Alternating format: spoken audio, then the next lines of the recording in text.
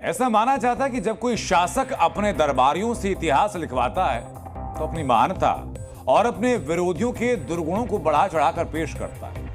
भारत में भी दरबारी इतिहासकारों के इतिहास लेखन को लेकर सवाल उठे हैं। एक सवाल यह उठा कि अकबर महान है या महाराणा प्रताप। मुगल काल के दरबारी इतिहासकारों ने अकबर की महानता के कई किस्से कहे हैं। महाराणा प्रताप के विषय में भी लिखा गया, लेकिन उतना नहीं जितना अकबर के बारे में लिखा गया। तो राजस्थान के शिक्षा मंत्री मदन दिलावर का कहना यह कि अकबर महान नहीं था, वो लुटेरा था। उन्होंने कहा कि अगर किसी किताब में अकबर को महान कहा गया तो उसे जला दिया जाएगा। मदन दिलावर के मुताबिक अकबर को महान बताना महाराणा प्रताप और भामा शाह जैसे वीरों का अपमान करना है। अकबर को महान बताना महान मूर्खता थी। ये मेवाड़ का अपमान, राजस्थान का अपमान, भामा शाह का अपमान और अपमान आन बान शान के प्रतीक महाराणा प्रताप का अपमान है। महाराणा प्रताप का अपमान पूरे राजस्थान वासियों का अपमान है।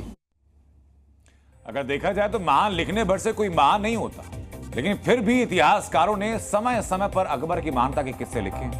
लेकिन ऐसा नहीं कि उसने युद्ध काल में जो किया उसके बारे में नहीं लिखा होगा। सवाल यह है कि क्या सच में अकबर ने देश को लूटा था?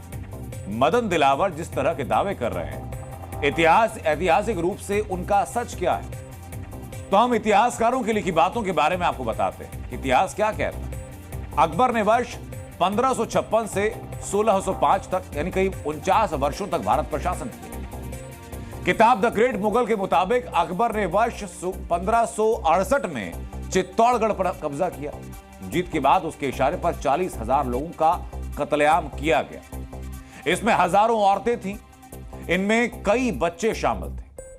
हल्दी घाटी युद्ध को लेकर इतिहासकार दावा करते हैं कि इसमें अकबर विजयी था और महाराणा प्रताप हार गए थे। लेकिन आधुनिक इतिहासकारों ने इस दावे पर संदेह जताया। आधुनिक इतिहासकारों के अनुसार इस युद्ध का कोई नतीजा नहीं निकला था। युद्ध के बाद भी मेवाड़ में महाराणा प्रताप का ही शासन रहा। हालांकि अपने साम्राज्य के विस्तार के लिए अकबर ने कई राज्यों पर हमले किए, जिसमें उसकी गुलामी स्वीकार की, उनसे टैक्स लिए गए। जिन्होंने गुलामी स्वीकार नहीं की उनसे युद्ध चलते रहे। अकबर ने अपने मार्गदर्शक बैरम खान को मक्का भेजा और उसकी पत्नी से जबरन शादी की थी। इतिहासकारों ने अकबर को धर्म के प्रति बहुत ज्यादा कट्टर नहीं माना और इतिहासकार कहते हैं कि अकबर ने भारत की कला और संस्कृति का संरक्षण भी किया। मुस्लिम होते हुए अकबर ने दीन इलाही नाम के धर्म की कल्पना की, इसका मतलब है सबका ईश्वर एक है। अकबर के विषय में इतिहासकार कहते हैं कि अकबर ने अन्य धर्मों की यात्राओं पर लगने वाला जजिया भी खत्म कर दिया था। कुछ ऐसी बातें हैं जो अकबर के दोनों पहलुओं को दिखाती हैं। इसमें एक शासक के तौर पर उसकी निर्दयता भी है और धर्मों का सम्मान करने वाली सोच भी है। अकबर को लेकर इतिहासकार दोनों तरह की बातें कहते हैं और कुछ इतिहासकार उसे महान होने की संज्ञा देते हैं, लेकिन अर्थ यह नहीं कि महाराणा प्रताप महान नहीं थे। शिक्षा मंत्री जी ने जो बयान दिया है, इससे मैं पूर्ण रूप से सहमत हूँ। अकबर महान किसी भी सूरत में नहीं था। अकबर सबसे ज्यादा आक्रांता, सबसे ज्यादा धोखेबाज और सबसे ज्यादा भ्रष्ट और सबसे ज्यादा बुज़दिल था। जिन लोगों ने भी उनको महापुरुष के रूप में पेश किया, हम देखते हैं अलग अलग मार्ग उनके नाम पर रखे, उनके नाम से कुछ भवन बनाने का काम किया। ऐसे सब लोग केवल उन दलों ने, सरकारों ने केवल वोट की राजनीति के कारण एक वर्ग का वोट मिल गया, इस कारण से उनको महान बनाने का काम किया। इसलिए इस बयान की मैं निंदा करता हूँ।